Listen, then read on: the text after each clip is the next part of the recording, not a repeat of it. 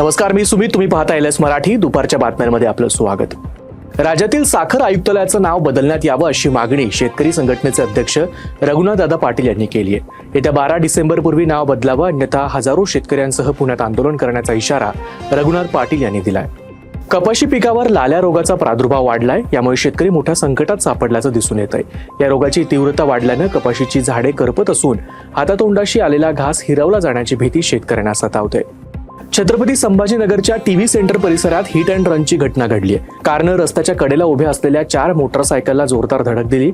या अपघातात एका तरुणाला गंभीर दुखापत झाली असून त्याच्यावर रुग्णालयात उपचार सुरू आहेत. छत्रपती संभाजीनगरच्या भगवान महावीर चौकात सिग्नलवर थांबलेल्या कारनं अचानक पेट घेतला. माहिती मिळताच शहर पोलीस आणि अग्निशमन दल पथकासह घटनास्थळी दाखल झाले आणि आगीवर नियंत्रण मिळवण्यात आलं. सुदैवानं यात कोणतीही जीवितहानी झालेली नाही.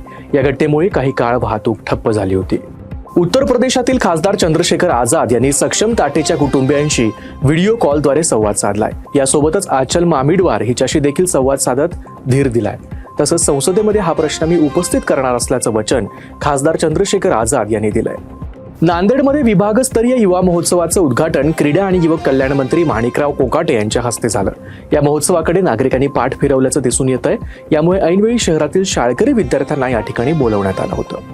केळीच्या बागांचं प्रमाण घटल्यामुळे बाजारात आवक कमी झाली. यामुळे याचा थेट परिणाम भाववाढीत झाला आहे. सध्या केळीला प्रति क्विंटल तब्बल 800 रुपयांचा वाढीव दर मिळतोय. यामुळे शेतकऱ्यांनी आनंद व्यक्त केला आहे. गोंदिया उपप्रादेशिक परिवहन कार्यालयात JCBची नोंदणी करण्यासाठी आलेल्या तक्रारदाराला 70,000 रुपयांची लाच मागण्यात आली. या प्रकरणी सहाय्यक परिवहन अधिकारी आणि एका व्यक्तीला अटक करण्यात आली आहे. लाचलुचपत विभागानं सापळा रचत ही कारवाई केली आहे. केंद्र सरकारनं सर्व शिक्षकांसाठी राष्ट्रीय स्तरावरील TET अनिवार्य करण्याचा निर्णय घेतला असून शिक्षक पात्रता परीक्षेत अपयशी ठरलेल्या शिक्षकांना सेवेतून काढण्याची शक्यता आहे. या निर्णयामुळे देशभरातील सुमारे 25 लाख सध्याच्या शिक्षकांच्या नोकरीचा प्रश्न निर्माण झालाय. हा मुद्दा लोकसभेमध्ये खासदार धैर्यशील माने यांनी उपस्थित केला होता. कोल्हापुरातल्या आंबा घाटात एक खासगी बस 70 ते 100 फूट खोल दरीत कोसळली.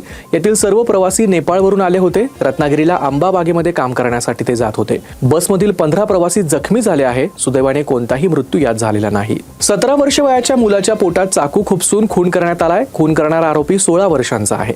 नांदेडच्या मुखेड तालुक्यातील राजुरा इथं काल सायंकाळी ही घटना घडली. या प्रकरणी मुक्रामाबाद पोलिसांनी दोघांना ताब्यात घेतलंय. युवकांच्या जुन्या वादातून हा खून झाल्याची माहिती वरिष्ठ पोलीस अधिकाऱ्यांनी दिली आहे.